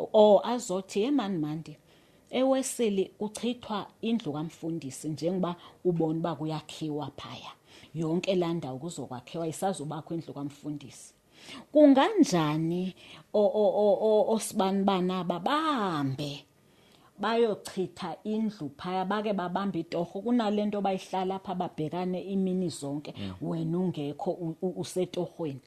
Gogo akunamsebenzi akho ngxaki bahamba usuku lokuqala kwakulitoho nje bhutikwazi elentsukwana bahamba bochitha lendlu kwaba lusuku lokuqala kwaba lusuku lesibini babe bebhale 100 rand per day pha bachitha khona indlu bangena ekseni baphume ngo5. Mina ndiyasebenza pha kuthe ngosuku lesithathu caca uba lo wasekhaya bekuyi weekend bhutikwazi ngoku bazwa usuku lesithathu kuzoba iMonday basebenzile insuku ezimbini evekini kwayi weekend bazoya ke ngoku abasebenzi ke ngomgqibelo iSunday ewe ukubazoya Monday ke ngoku sendihamba ndiyetohoni lamathi ugogo ayibo bapha abafana bami namhlanje engathi abavuki nje kutheni ndingene endlini sevukile uboyfriend wami sendimshiye senxibile ama-overall vele ngoba pha emsebenzini zangathathwa ama-overall bebesebenzisa lama-overall ndiye kubhuti wami mandifika hayi ndifike sebhekile embhedeni ndithi ugogo uyandidinga engathi namhlanje niyenqenuka emsebenzini kwakuMonday kwakuyi-14 kaJuni kwakuMonday ngisakhumbula kahle uyandinga ugogo athi kena hayi sizohamba ndithi utheni phela wabonakala engathi unesibhocobhoco uyenqina ndivele mina ndisukume ndihambe sendiready uba ndiye emsebenzini ndimbone aye etephini ndimbone ehlamba ubuso ndiyophuma ngegate ndihambe mandifika bhutikwazi emsebenzini ndisebenze kube nokhazini wami omnye ofonayo ucaca uba ufuna yena ndithi efonini omcholi athi andimfumani ngayo nale mini ye-14 kaJuni it was Monday ndithi hayi ndizoke ndimthinta mandimthinta ifoni ndifaka ku-voicemail ungabo-9 ndithi hayi ndizomane ndimzame ngo-10 ifoni ndifake ku-voicemail kutheni bengayitshajanga ifoni yakhe wayisebenzisela utiriri ke ndithi akayitshajanga ifoni yakhe kuthe kusenjalo bhutikwazi nisazibuza imibuzo kungene umntanam njalo mayivele esikolweni wayidlula kum wayisithi lo sisi ngoba endlini sasixakekile umntwana abodlulahle umenzela ukudla ahamba endlini indlela idlula apha ndisebenza khona xa iphuma esikolweni sedlulile usimo wahamba waya endlini ndithi ndiyeva kungena i-call athi ugogo mandi umlungu wakho sebuyile emsebenzini ndithi mina hayi akakabuyi ndicela ushiya abantwana kwamakhelwane uphuthuma apha kwenzekeni gogo athi ugo lundishaya uvalo bhutikwazi ndingcangcazele kwenzekeni usimo uphi ndibuza usimo obephuma apha kuqala andithi elokishini ndiyazi uba kunesigebengu abantwana bagwazi umntwana wesikolo kuthiwa uthathelwa ifowuni kuvele kufika onto engqondweni nami ba umntanami ngaba khona into uphi usimo gogo hayi usimo nanku ukhona ndithi mani ndishiya abantwana bakwamakhelwane ndithi anibazo omakhelwane balapha ngenikwazi ukushiya abantwana zandiyalelo kanjalo ndicela ukumnika inamba kasisi lo ndimsebenzelayo ndimnika inamba yakhe abuya foni akakafiki kwenzekeni gogo kutheni kantwana wangumseshi wandisesha ngoku wayi wangumseshi ndithi shiya abantwana ubuye ndivele ndibone bhutikwazi bakhona into erongo ndivele ngixelela igazi lamba ikhona into erongo uba yenzeka ngakumi mina anicingi ngaba ababini bayochitha indlu pha ngicinga ngomntanami qha kuphela akafuni ukuninika ifoni uba mandithethe naye athi okay kulungile nizofika khonapho thenge imizuzu emingaphi ndithi ndiyayibona nansi imoto iyema ngasegeyithini ndimbone ugogo ephuma esisi mandi akakafiki nangoku usisi walapha ekhaya hayi avela foni athi xa ifona bhutikwazi ngoba ndiyabona uba khona into engahlangani la athi xa ifona ndimlandele abone ukuthi ndiyamlandela amanethi jeqe ngemva axhine kakhulu ajikele emva kwendlu anganiboni ukuthi ndizile emva kwakhe ufonela lo sisi umandisa akekho umuntu angabeka kuyo abantwana okanye phuthuma abantwana ngoku ubhuti kaMandisa ulimele kucakuba uthethana akabona uba ndisemva kwakhe ulimele ngo9 ekseni uwelwe ludonga ukuwelwa ludonga kwakhe siye samphuthumisa eklinikhi egama lakhe njengoba usazi bogqirha bakhona pha uthetha nalo sisi ndisemva kwakhe akaniboni andithi mina akafuni ukundixelela inyani bakwenzekeni ogqirha bamzamile kuthe ngo3:30 wahluleka wasweleka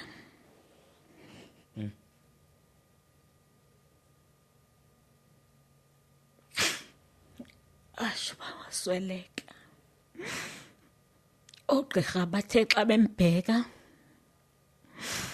bemsa kwi-x-ray kwacaca uba imbambo zonke zakhe zakwa-right ziphukile zonke kuleli cala kuwe awelwe ludonga kulo ngoku bathe xa bemsa kwi-x-ray ngoba bebengaboni into bebebona umrhuzuko nje olapha enyaweni ecaca uba wathi xa ihlehla warhuzuka ngoba bathi xa isisho wathi xa ihlehla walanduka sistena wavele wawa ngoba uthi lo wam babecebisene uba xa kuwo lidonga wena uzobaleka uye ngapha mina nizobaleka de ngapha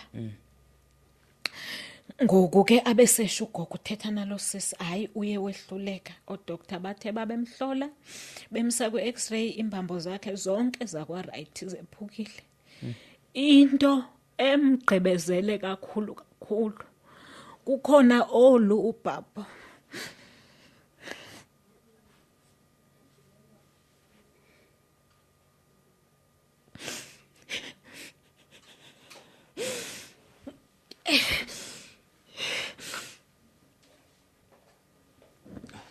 olu baba oluvele lona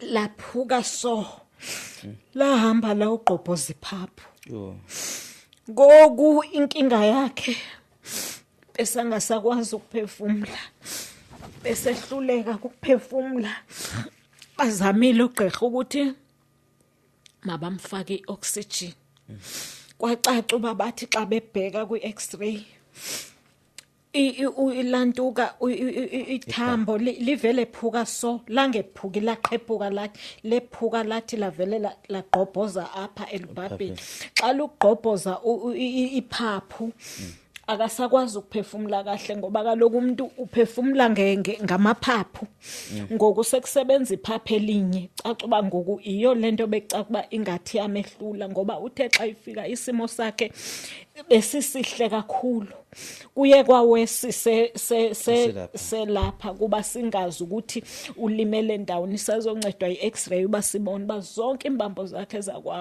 zakwa-right zephukile eyona nto imthathileyo kumphefumulo lubhabho lwakhe oluluvela qobhoza iphaphu wehluleka kukuphefumula but kwazi uthe mayigqiba ukutsho omazwe azani besazi uba kwenzekani kum andithi bendisemva kwakhe ndimlandela azani besazi ndaphaphama sendiphaphama eklinikhi egama lakhe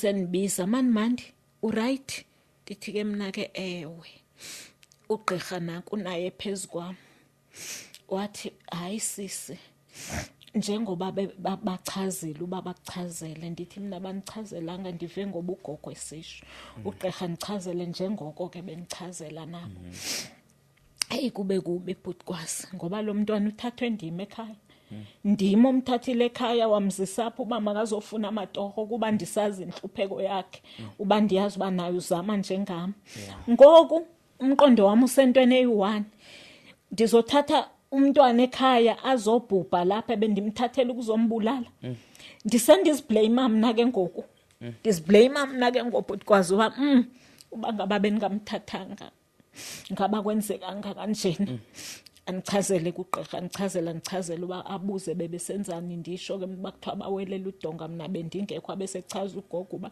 udonga lomwele ngo-9 andichazela mna ngabikho ngxaki ke bhutikwazi kufumaniseke uba kaloku kufuneka ndiphaphame ngoku lo mntu ndime umaziyo kuze uforensic nguforensic ifuneka amthathe kufuneka ama-details wakhe ndeva ndingathi ndivela kude engathuthi ugogo mandi uSky uzalwa ngowuphunyaka sasimbiza ngoSky isiteketiso sakhe bezalwa ngowuphunyaka ndithi-ke mna-ke ngo-82 athi-ke na-ke kufuneka ubanike nanga namaphoyisa afikile kufuna kubhalwe yonke into nabakwa-forensic ifuneka ubachazele. Ndithi-ke mna uzalwa nge-82 bathi-ke bona amaphoyisa ngeke akwazi ukuchaza yonke into lo muntu uyambona uba usewikho uyambona ukuthi unjani i-right yonke into enye nenye sobe siyibona bakwenzekani. Hayi-ke bhutikwazi bamthathe afika uforensic amthathe kunyanzeleke bafuneka ndiripote ekhaya ke ngoku ukuthi ubhuti wami uswelekile ke ngoku. Andazi bhutikwazi ukuthi nizoyiqala ngaphi nizothini. Athi ugogo hayi indlela lula mandi sizohambani. Andithi beqashwe sithe wisile ucawe wisile ugogo uyinto ethile khona sizohambani ngizocela umama ubani nomama ubani sihambeni siye ekhaya eBizana. Siyahamba manje masihambeni ayogqirha bandibheke baniphuzisa amapilisi bandijova bese uzomlalisa ke lo mjovo kodwa nothi xa nifika eEastern Cape uzobe se-right. Sihambe siyobika ke ngoku ekhaya ukuthi ubhuti wami uswelekile. Sihambe ke kuthathwa imoto sihambe siye ekhaya sekusemalanga bhutikwazi noba sasuka xa ndicinga okanye ngabo4 ngayona lo 14 ka June 2021 inoba sasuka ngo4 sahamba saya ekhaya. Ndivele ndicinge mandisendleleni uyabuya umqondo ngosenivukile emotweni inoba ndavuka xa siya ngakozingolweni uba sesizofika eBizana azasihambe ngePort Edward ngeCasino sahamba ngezingolweni ngoba kwakuthiwa kunestrike esithile kuthiwa kustrike elindaba kagesi koCasino. Sathatha xa sidlula kozingolweni bona ba hayi sesingasezingolweni ngoku kube khona into ethi manifonele ubhuti omnye wefamily usisi unkosikazi wakhe. Ndimfonele sisi sekwenzekile into ekanjena kanje ndicela nihambe nekhaya kodwa umama ningamxeleli into abantu bafike nje ukhona usekhaya nobhuti xelela nobhuti. Wathi hayi kulungile thina sizonilinda estophini enzela basingene sonke enzela angakhawulezi umomncane ukutime ukuthi kwenzekeni. Sihambe ebhutikwazi nyani benze njengoko afike ke baripote ke kube kubi ke nyani sekureport ukuthi uswelekile. Kube kubi ke mase kuthuswelekile bhutikwazi uyasweleka ubhuti wami akanamasingcwabisane semdala phela ngoku bekufanele buzimela akanamasingcwabisane ubehlala nampa ibe lapha inkinga ke ngobhutikwazi. Ayi afone usisi wami seswelekile siphindile umva kwangelo mini kureportiwe saphinda umva kuba phela mina ngeke nishiye pha yonke into ibheke mina pha emva. Siphinda umva sahamba okanye sengabo 9 ebusuku okanye kwangabo 10 saphinda umva. Ingqondo yami ke ngoku imile ukuthi uzongcwatshwa ngani lo muntu akho masingcwabisane akekho umuntu ebemkhavile akekho umuntu obecinga bizokwenzeka lento izothiwani lento apha kuhamba insuku athi udade afone udadewethu kaloku kufuneka uhambe uyokwenza iquotation komasingcwabisane kubonakala uba uzongcwatshwa kanjani uSky. Ndicinge njengoba usisi wamathi manje uyokwenza iquotation okanye uzokhokha kuzokwenzekani. Emveni koko hayi sigqibe intetho khona apho kufika benkonzo bazongenisa inkonzo andithi ndiyakhonza pha basivele fike bazongenisa inkonzo babuza bakufihlwa nini. Ndithi ke mina ke andazi. Andithi bhutikwazi uforensic umthathile wamsa emakhazeni kagovernment funeka ukhushwa pha emakhazeni kagovernment asuke komasingcwabisane bashilo phaya ukuthi maseni ready kuwanje ahambe othathwa suku masingcwabisane. Ndithi ke mina ke ndifone ku sister wami bayibo njengoba bosithi makwenziwe iquotation izothini into no sister wami ucaba kaziba izothini yena kushuthi besho lo mina ukuthi mandiyenze anamali bhutikwazi ndinguloka sebenza pha emzini ndihola le 2000 i1000 rand sirenta ngayo 1000 rand yadliwe endlini sizokwenza kanjani. Kwazi kunemali andithi njengoba benimane nihola pha okanye nibeke omasentana ndibeke o-200 anyana okanye sithenga ukudla ndithathe 100 rand ndiyibeke ndithathe ndibeke. Athi ugogo ithini indaba omncwabo mandi izothini into. Ndithi ke mna ke andazi azothi ngoba ubhubhele kuthi ewesele ubecelwe sithi. Mna ndazi uba mandithini ndim ebendimcelile ukuthi mabambe bosebenza. Into imele mna mandiripotela amakholwa asewesile akayingene yonto. Ndithethile ke negosa lam elingubaba umthethwa ukuthi into esizoyithini le. Mandi awunayo imali onayo wena. Hey andinamali. Hayi sihambe sekufanele ba uyokhushwa phaya emakhazeni kaGovernment usuwe emakhazeni. But kwazi uyazi basahamba. Akukho umuntu ophethe imali aniphathanga mali. Ndihamba notata lo igosa lasewisele. Ukhumbule bhutikwazi ndiyaqala kwakuyobona umuntu oswelekile emakhazeni. Andithi kufanele mina ndiyomkhomba. Yeah. Ukuze athathwa siwe emakhazeni. Masebuza ubaba umthethwa. Mandisa akhona amakhazo nawo benimkhavile ndithi hayi bengakhava. Ethi njengoba siyapha siyomthatha siyomfaka phi. Xa uthi bengakhavanga somthatha simfake phi. Athi awume kunomfana enimaziyo wakwaNkosi onamakhaza. Ndicela uke nifonele yena. Sisendleleni sisaya emakhazeni kaGovernment. Ndibabuza ukuthi ngeke bakwazi ukundinceda ndandimtisha esikolweni. Lo tata unguprincipal kodwa akasekho kweso sikolo ndandimtisha senamakhaza singakwazi ukuthethathethana sisesendleleni. Amfonele athi hayi ndingakwazi ukukunceda.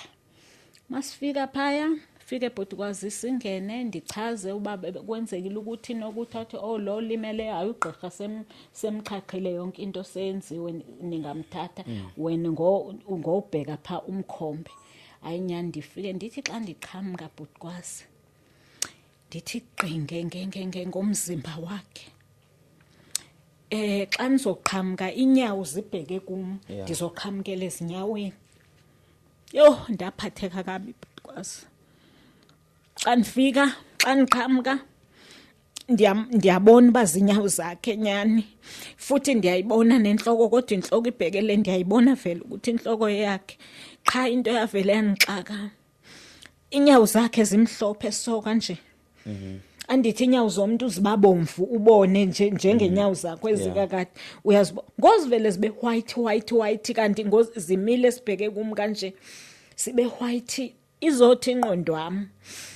Kusho ukuthi kwakuyingqondo wami ngelo xesha okanye ndandididekile ndithi ubhuti Sky kanti benenyawo ezimhlophe white ngokunyawo sinjena. Ingqondo wami ayazi phela indifike nyani nguye simthathe nisamangazwe ezinyawo ezindizibonayo zimhlophe white ingcono le i-cream white kumhlophe nje kumhlophe.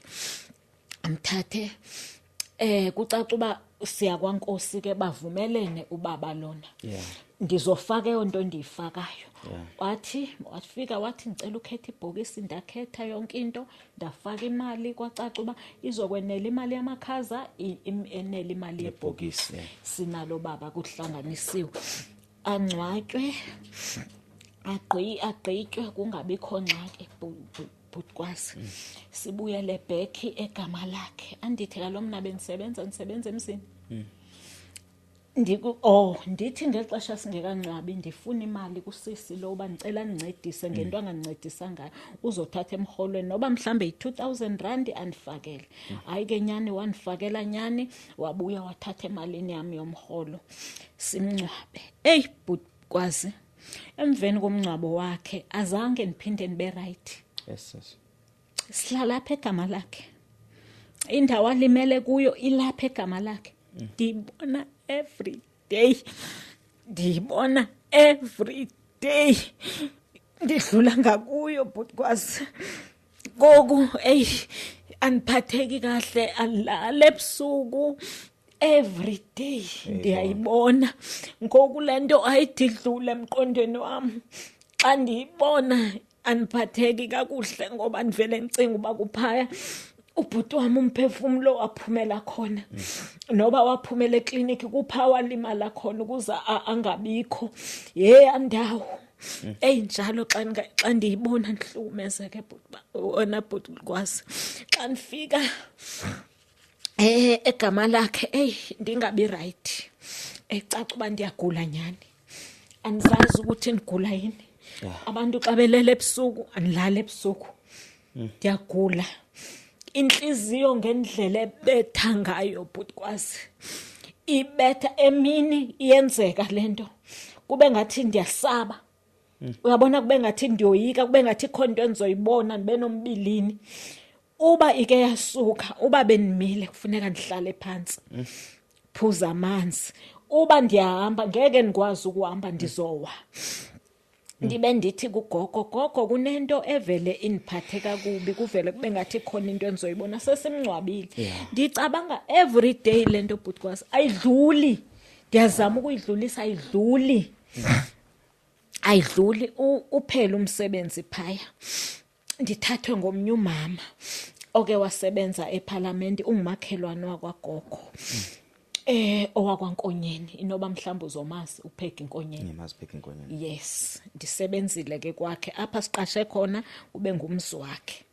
Andithathe ngeli xesha ke kuswelekile ubhuti wami ngelo xesha, andithathe ndibambe kwakhe xa izofika nabantu baseParliament, ndipheke, ndikhuthele. Ukukhuthala ndiyakwazi ukupheka, ndiyapheka. Aqala athi mandimphekele ukudla, ufuna ukuva ukudla endikuphekileyo. Andithi andisasebenzi ngongapha, nguye ondithathileyo, ndifuna ukuva ukudla. Kaloku mandisa ndizofika nabantu ababalulekileyo baseParliament efune ndife. Athi hayi, number 1 ndiyabhaka, ndimbhakela isonka. Ukubhaka kwami isonka andibhaki nge-oven Bhutikwazi, ndibhaka ngestofu 2 plate. Athi uwenza kanjani umbhako? Ndimenzele umbhako yonke into, ndimenzele ngo-2 plate. Wathi hayi ke, number 1 ndimphekele okudla ke kwesiXhosa, isidudu, ithanga nemilimili, imifino nempuphu, isigwampa. Ndimphekele zonto kayinyani ke, ndiqhubekile. Hayi Bhutikwazi, ayidluli into. Ndiyagula ke ngoku, ndiyagula. Andithathe kwakhe andise kwabo elantukeni, khohliwe igama lendawo uba kwakuthiwa kusenini, apha azalwa khona. Andithi umane ngabikho basapela eParliament, uzama ukusiza mna uba mandisebenze kube nemali endiyifumanayo, ndihambe ndiyogcina uma wakhe, umama kaPeggy Nkonyeni. Ndihambe ndiyogcina yena. Ndagunyeleka sendiphaya ngaphakathi ndisebenza apha. Ndithe ndingekayi kuma wakhe, kucaca uba andiphilanga kakhulu, ndiye kudoctor ezingolweni. Mayifika udoctor wathi, yho, istress onaso, uba bongafikanga kum namhlanje bengeke lushono lakusasa usuku ungawanga phansi. Ngangendlela istress endisibona kuwe. Une-ulcers ezinzima kabi, unenhliziyo. Inhliziyo yakho, unesifo senhliziyo nje, inhliziyo yakho indlela ebetha ngayo yiyo lento ebusuku ungalaliyo. Inhliziyo yakho ibetha ngamandla, hayi kandiphuthume. Athatha amanye amapilisi, athi mandifake phansi kolwimi, andinika amapilisi ndiphuze. Athi makuphela la mapilisi uyabuya. Andithi emveni kwalento mna ndiyaziva uba ndiyagula, qha ndizazi uba ndiphethwe yini. Abanixabelele, inhliziyo ibetha ngamandla. Nantsi into endiyiphawula, engathi xa ndihleli ndingabeka something apha, ndimane ndiphuza amanzi, iye ngokwehla, ubuthongo dolo lowabusekho. Noba iphelile 2 months andilali ebusuku, ndiba mnobuthongo emini ebusuku, abantu balele mna ndilali. Hayi ke lo gqirha ndinika i-treatment iphele, kufuna uba mandibuye ndiphinde kuye. Hayi ngeke, ndithi Bhutikwazi ngeke, andikwazi ukukhona, andisakwazi ukuhlala apha egama lakhe ngoku ndibone yandawo every day, andisakwazi. Athi emveni koba bewelwe ludonga, avulathi umama ka-boyfriend makabuye uboyfriend. Xa ndibuya, xa ndisemngcwabeni nje uba siyongcwaba ubhuti wami, uboyfriend wasala yena kuba esithi uzoza nogogo ezemncwabeni kanti ngebhadi bazomshiya ndani noba bamlibala noba kwenzekani. Xa ndisekhaya umama eGoli uthi manibuye maniphinde eGoli uzonifakela imali. Ndithi mina hayi ngeke ndingekabuyi nokubuya ungcwaba ubhuti wami ongcono ke ngeke ukwazi ukusilinda. Athi hayi nizokwazi ukukulinda. Ndafika namhlanje bhutikwazi ngakusasa umama wakhe wayesembiza uba makaze eGoli. Mna ngelo xesha ndiswelekelwe ngubhuti wami nguboyfriend wami lo akukho noba mhlambe anganami nje ixeshanyana kuba kwenzeke lento. Umama wakhe uyambiza nje eGoli uthi nje buya khonapho buya nje buya nawe uzofa ufele khonapho eKZN. Hayi nyana hambe ndifike ndimkhulule ndifike namhlanje ngakusasa abhukha ibhasi Port Shepstone ndimkhaphe ahambe. Uhamba kungoJuni njengoba besiyongcwaba ubhuti. Ndihlale kubonakala uba ngeke bhutikwazi andikhoni. Ndiyatohoza apha kumama wakhe ndigadela umama kaPeggy Nkonyeni. Ndimane ndibuya ngama-weekend ndisendlini. Umfana wami ndimshiye yedwa endlini bakhona eyadini. Ndibona ukuthi ngeke andikhoni bhutikwazi. Ndithi ngcono ndiphinde eGoli. Andithi ndibuye ngo-2018 ngcono ndiphinde eGoli nizofuna umsebenzi. Uyele eGoli awulandela uboyfriend uyihambela. Andilandela uboyfriend ke ngoku ndifuna ukuphinda eGoli ndifuna amatoho naye uyasho ndithi uboyfriend naye sepha ethi ngeke awubuye uphinde uzozama.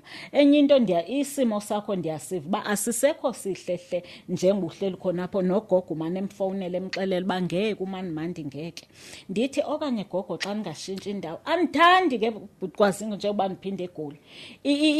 Ilantuka yami ndavele ndafika manifika eGoli umoya wami nje wangathanda ukuhlala khona impilo yakhona yangavani nami. Ndiphinda kuba ninyanzelekile ndihamba ngabani ke October. Ndafike ndahlala October ndifikela khona October, November, December Christmas ndayidlela khona December kwazothi January. Umama wakhe uyasebenza eRandburg esikolweni esiyi-private sabelungu umaka boyfriend. Mane ndiyaleza ke kuye abekho abantu abelungu abafuna abantu bokusebenza emakhishini noba inhloboni yomsebenzi noba inhloboni ndingayenza noba inhloboni. Hayi mane ndimyaleza hayi kuthuleke.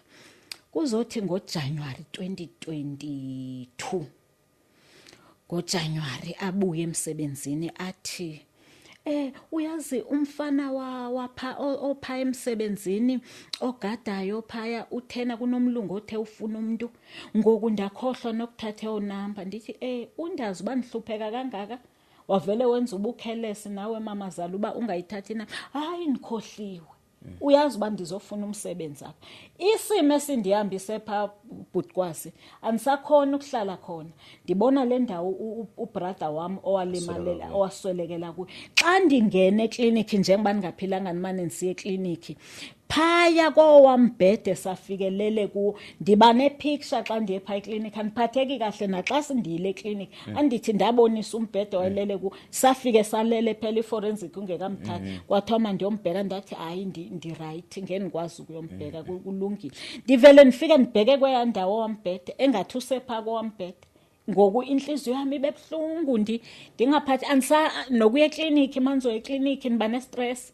Andithi ngoku bendiye kwagqirha ugqirha ngoku andisakhona ukubhatala ugqirha ngoba mandile ndibhatala u-400 funeka ndiye eklinikhi ndiphathele amapilisi ndibakhombise phaya bathi ungeza amapilisi uzowathatha. Ugqirha bevele edlala ngawe bevele ugqirha kaloku yena mandisa usebenza imali. Thina amapilisi sonkunika mahala le treatment uzoyithola mahala le uyithola ngo-400 futhi nokukunika i-treatment awuna heart attack une-panic attack. Yebo njengoba yena wathi une-heart attack unamapilisi ebendimane ndiwafaka phansi kolwimi wathi la mapilisi arongo la ndiwafaka phansi kolwimi. Amapilisi ekufanele uba ndiyawasebenzisa i-atenolol ezothoba le nhliziyo ukuphampa kwayo. Ungabikho ngxaki ke ukwazisa andithi seniseGoli ke ngoku athi umamazala kunomlungu obefuna umuntu. Hayi kucaca uba akayithathanga inamba. Uzothi ngakusa aye kulo mfana athathe inamba umfana anikeze athi mandimfonele but kwazise ndixheshe ukuthi lo mlungu uthena unike lo bhuti inamba yami, ngithe amnike inamba yami, anike lo mlungu mama Zala ngosuku lesibini njengoba beshila ubufuna umuntu, ndathi amnike inamba yami ukuze lo mlungu akwazi ukunifonela. Hayi ndilindile phela nibona ba umama Zala ninike neyomlungu, athi hayi ungamfoneli ke nguye ozofonela wena. Anisakwazi ukulinda bhuti kwasi, andisakwazi ngendlela, ngixakekile phela ngoku. Umntami ufuneka edlile emva, funeka edlile. Ngoku sendimshiye phi, ndimshiye nogogo uhlala phasi renta khona, ndimshiye kanjalo yedwa. Mina ngizomane ngithumela imali, uthe uzokhona ugogo uzomnaka. Manje phone athi umlungu hayi uyinikwe nguLorraine inamba, ndithi ewe, athi hayi ndibhizi ngizobe nibuyele kuwe. Ndive nibone bhuti kwazi ukuthi ayi kusho ukuthi ndolinda lo mlungu izothini into. Andithi inhliziyo yami seyiyajabula ngokuba ndizosebenza, izophela nalento yokucinga ngalento. Ndicinge ngale ndaba ka brother wami ngoba oko iloko isenhliziyweni izophela. Andithi nizoba busy phela ngoku nisebenza. Hayi bhuti kwazani fonela umlungu, wake wasebenza phi? Ngeke ndasebenza eSenzizi eMagate, ndisebenzile Fresh Meat. Uyawazi umsebenzi wasendlini, nditha umsebenzi wasendlini ndiwenze kakhulu. Kulungile ke, sicela ufike ngedate ethile uzokwenza i-interview. Ndifike ndenze i-interview ukuthi eMonday manizoqala umsebenzi. Andithi bhuti kwazi, ndithi ke ngoku engqondweni nami noko ke ngoku inobuxakeka kuyaphela ngoku kuma, ndithi ndisho kanjalo kuyaphela ukuxakeka ke ngoku. Umntami ndizokwazi ukumthengela impahla zokuqoka, ndizokwazi ukukhona uba nami ndisimale ekhaya kakade njengabantu bonke, nami ndikwazi ukondla ekhaya, nami ndisibheke mina. Xa ndifika bhuti kwazi basho imali abazondiholela yona. Ndibona uba andikho happy ngale mali. Ngizothini? Akukho apha ngisebenza khona. Number 2, uzosebenza uhlala apha ekhaya. Uzohamba ngama-Fridays. I-Saturday ne-Sunday uzoyisebenza. Ndasebenza bhuti kwasi, sihlala kulo boyfriend. Ndibe senibona ukuthi ukuhlala kulo boyfriend, ndithi ndizophuma ke mina uzomane univakashela. Andithi ngithola umsebenzi ngoku, athi ke naye kulungile sizophuma sobabili. Andithi le ndlu sihleli kuyo uyarentisa ngaso, simvalela imali ngokumama Zala. Funeka siphume kule ndlu le besihlala kuyo ukuze achola imali phela uyayibala le yalantuka. Siphume bhuti kwasi sihambe siyoqasha se-Diepsloot apha sikhona, apho sihlala khona ngelo xesha. Ndiyasebenza ndiyabuya ngoLesihlanu. Kubonakale nokuthi esithe singekaphume kubonakala uba nesimo asisihlanga apha kumama Zala. Unganithandisisi kakuhle, ngibona uba anizoyinaka eyo nto, andizoyilandela, anizoyinaka. Siphume kakuhle kakade kwakhe, sirente pha. Imali endiyiholayo andithi ubathe sizokunika le mali emva kwe-3 months sizothi ukuyenyusa imali. Kanti ngixelelwa ngemali bhuti kwazi ezokwenyuselwa ngo-200. Ucinga uba wena mhlambe kuzofakwa imali enkulu. Ukuhlupheka kuyakhula ngoku. Mina ndithi ukuhlupheka, andithi ngithola umsebenzi ngondithi ukuhlupheka kuyehla ngoku. Ukuhlupheka kuyakhula. Ngithe ndisasebenza kanjalo, ndisebenza khona bendinika le mali abandinika, ndithi ayindenelisi le mali, ayizeneli nengxaki zami. Ndinezikweleti ngoku ndinale mali. Umntwana uyafunda emakhaya, igrosa, irenti yalapha endlini, ngixelela umlungu, irenti yomntwana egama lakhe KZN apha hlala khona. Serenti 1 room ke ngoku, enye room sayiyeka ngoba seyedwa. Irenti ngapha kukudla, zimali zesikolo. Sefunda ugrade 12 ke ngoku bhuti kwasi. Funeka inyanga ndimthumelela imali yerenti, imali yegrosa, ndimi imali yerenti, imali yegrosa. Apha ayeneli imali, ndiyalinda bhuti kwazi ukuthi hayi bazoyifaka imali, bayifake. Bhuti kwazi ama-hour endiwasebenzayo, andithi ngokwasemthethweni kufanele usebenze 8 hours. Ndathi xa ndifika, ndathi ixesha lokungena lithini? Bandixelela wathi elokuphuma ngeke ndiqinisekise Doris ngoba kuyaxhomekeka uba sidle nini. Funeka izitya zilale zihlanjiwe, izitya ngezilale zingahlanjwanga. Hayi ndihlale ndinyamezele bhuti kwasi, le mali incane engaka liyahamba ixesha. Umntwana uyafunda ngapha ugrade 12, kufunwa le bhuti kwazi, ndingene ezikweletini ndiboleka imali zabantu, imali ayiseneli, uthola uba ndithumelele yena kufuna izinto esikolweni.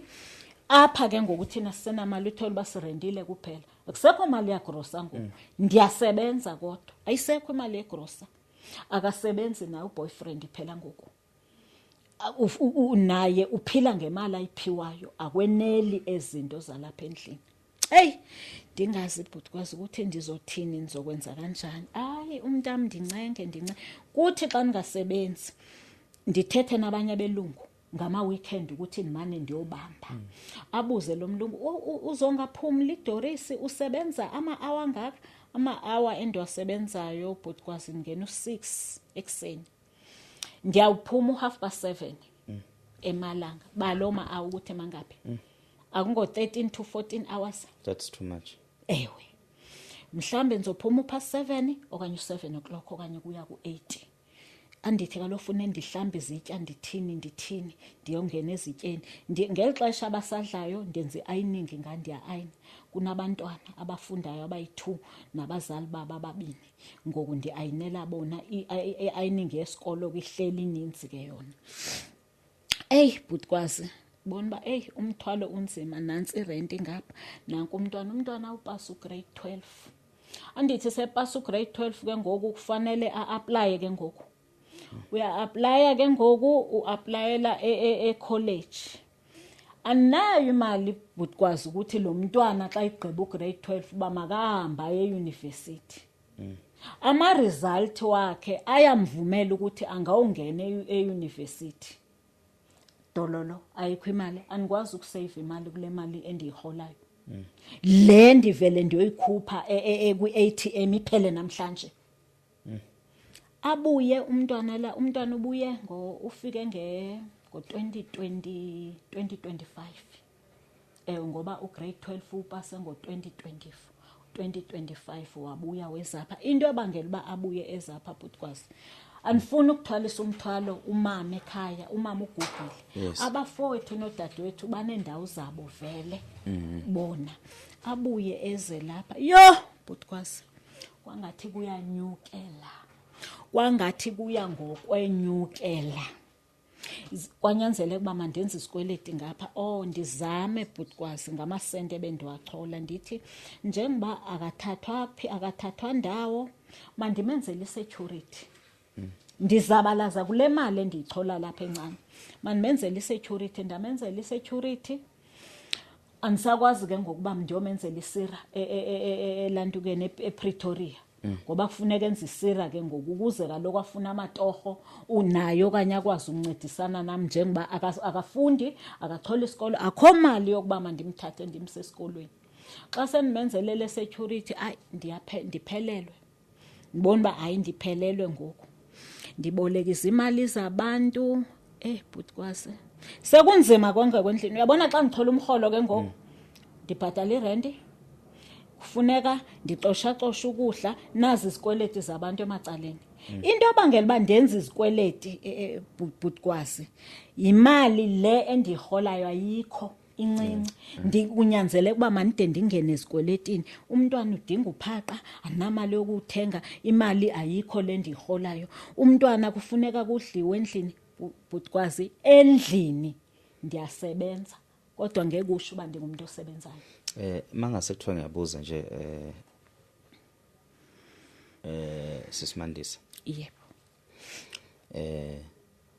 okuyisona sizathu esikhulu phezulu sengilalelile konke futhi ngicathi uyangibona ngifocusile ngizwa kahle akukho kungiluzile okuyisona sizathu esikhulu because now sesifisa ukuya la esithi khona ke udinga khona usizo ngifuna la nalapho usizo into engizwile indlela okhule ngayo ukushona kabhuti wakho nale situation yomntana wakho kuphi la udinga khona usizo ukwenzela ukuthi sikwazi ukuthi sidila nabantu lapha ababukile njengoba sikhuluma nje kanje abantu bathule nababuka abanye basele endleleni abanye basayiqedanga so sesenzela ukuthi singagcine sisala nabo u2 abazogcina bengazwanga ukuthi lona luphi usizo noma bebizwile ufithi ukuthi abantu abanganalo usizo iluphi lolusizo silidingayo into endizisilapha but kwazi olona sizo olokuqala nje eyokuqala into ndicela ukusizwa ngomntanami okay esikolweni okanye ngomntanami uba abhekelwe amatoho akwazi ukuba atohoze enzela uba endlini sikwazi ukuphila naye akwazi ukuphila. Uba ngaba bendingaluthola nelokuba mhlawumbe aphindele esikolweni aye esikolweni ngoba ndathi mina xa ngithetha naye wathi yena angatohoza efunda angakwazi ukutohoza efunda. Olona sizo elundizise apha nje ngumntanami esendibona ukuthi ngendlela esene-stress yona nam andisaphilanga enyameni nasemphefumulweni ngenxa yakhe. Phaa endlini bhutikwazi umuntu ukalala engadlanga ngoba kushoda imali, sike silale singadlanga. Mna ndikuxelela ngeFriday ekwalalwa kudliwa ipharishi lasekuseni kwalaliwa ukudla kukho ngoba kaloku akho ndisho imali yokuba makuthengwe igross endlini ayikho. Ndithatha imali iye yonke ezikweletini emveni koko nanku nayo ukhona endlini akudliwa akafundi akatohoze akathini. Kunabantu ebebendithembisa emacaleni bebathi bazomsiza bamfunela umsebenzi kambe bangaba kabuyanga ekhaya ngoDisemba. Kunobhuti ebendithembisile uba ngomhla ka-10 size simfowunele 10 January uzokwazi ukumfaka emsebenzini. Wathi esuka wabe engasakhulumi nami kuWhatsApp. Olona sizo olundizisi lapha bhutikwazi ngumntanami ukuthi makathola umsebenzi ukuze akwazi ukuncedisana nami ngoba phaa endlini isimo sibi ngendlela esisimanga. Ndithetha nawe ndihleli kule khawusha asazi uba solala sidleni namhlanje ngithetha nawe asizazi ukuthi solala sidleni sibona silala sidlile. Indawo esihlala kuyo abantu esihlala nabo asibazi ngaba le koLimpopo ngaba na 21 semncane una 21 years. Uboyfriend sahlala naye noma senihlukene? Uboyfriend sihlala naye kodwa isikhathi esininzi uba kubo eDeepsloot apho sifuna khona uncedo eyondwa nayo andithi na uphila ngokuphiwa asinike. Uba sethembisa abese Deepsloot andithi na ubhizi ufuna amatoho lolona ncedo ke bendilucela nendlela esendingene ngayo ezikweletini bhutikwazi. Uyabona mina makuphela inyanga bhutikwazi istress endibanaso bangathi ndingumuntu ongasebenziyo kwamna ngoba yonke imali ingena ezikweletini. Ndingakwenzela umzekelo phezolo into yaphezolo ke ngoku khona usisi wami wefamily obendincedile wanifakela 100 rand wathi masithenga into yokudla endlini last week. Ube busy phezolo endifowunele efuna imali yakhe enze ndahamba ndayiboleka sahamba somfakela ndathi lo muntu bendiyiboleka kuye makayifake kwi-account yami ndamenzela ucash send ndamphindisela. Simbi isimo endlini bhutikwazi sibi isimo. Ubona udlile umntam ingqondo yakhe ndiyambona akasekho right kakuhle une-stress kanti ungumuntu othulayo ixesha elininzi. Ngoku xa ngisemsebenzini andiphatheki kakuhle ngoba ndiye ndingazi noba ucingani angazenzani angathini ngoba umva apha ekuthetheni ungumuntu ophantsi umthetho wakhe anguye umuntu othetha kakhulu. Ngoku ndisho ekhaya bhutikwazi andikaze nilale ngadlanga ndiyaqala apha eGoli andikaze nilale ngadlanga kungabikho ndisho imilimili le ukuba upheka ipapa uphuza amanzi ulale ngoba everything imali apha eGoli imali. Asincedeke khona u350 omane umngenela lo 350 akawu-enjoy. Ubungenile uthatha unike mina mama bona ukuthi uthengani. Bhutikwazi inhliziyo yami bebuhlungu. Inhliziyo yami khona ula ngaphandle kwe-reception kube benikhaphile yena bekhaphile. Ungakwazi yini ukushiya inamba yakho ushiye neyakhe? Ugcine yenzile i-security isiri uyenzile isiri akakayenzi ndimenzele i-security ndiye ndazama ndawukhupha u2.5 mane ndikhupha wayenza i-security wayigqiba. Ingxaki ke ngoyibisira anisakwazi ukukhupha imali yesira ngoba ayikho imali. Ngicabanga ukuthi babukele bethu emakhaya nelizwela udaba likamama kusuka ekuqaleni kuze kube namhlanje. Okukhulu kakhulu ukuthi umfowethu uma engathola umsebenzi, umfana omncane nje usena 21, uma engakwazi ukuthola amatoho mhlambe noma engaphumula ngoba naye iminyaka iyahamba noma iminyaka isihambile, so singajabulela kakhulu lokho. Ngizocela ukuthi umama mhlawumbe ashiye inamba sokwazi ukuthi mhlawumbe kube khona la kungeneleleka khona noma sizakala khona. Iyona ngithathe sikhuluma ngayo le ukuthi siyawadinga phela ama friends of podcast where uma kune situation enje we know ukuthi we have isikhwama where we can just give umuntu lo suke sefikile phambi kwethu. Ma ungabiza inamba ukwenzela ukuthi mhlawumbe umbukela kwazi ukuthinta ngayo. Inamba yami. Yebo. Inamba yami ithi 073 Yes. 44 Yes. 69 388. Ungayiphinda futhi. 073 44 69 388. Yeah. Mbukelo wethu ekhaya ngenxa zesikhathi kanti futhi basekhona abantu abanye abazoshutha. Nginethemba futhi lokuthi uzosizakala uma sobana yonke indlela. Uma kakhulukazi into engizwileke mhlawumbe emlimazayo kakhulu ukudlula kukaBhuti.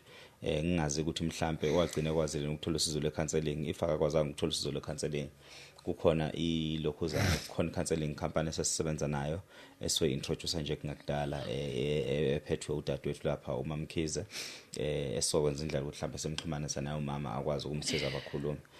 Niwagcina ukwazi ukuthola usizo lwe-counseling ngobhuti wakho? Hayi azange lithole. Okay, ngizokuxhumanisa ke noMamkhize ukuye but ngizokuxhumanisa obviously singaka introduce but so introduce very soon. And once nje ivumelano zaphelela sekuyithina nje sekumele ukuthi sibuyele kuyena sesiyoqedela indaba. It's just that akakabi official kodwa amina sikaka kumemezeli but seku official from our side, so ngizokuxhumanisa naye enze indlela yokukusiza but nje for now mbukelo wethu ekhaya siyabonga kakhulu ngesikhathi sakho. Nibe nobusuku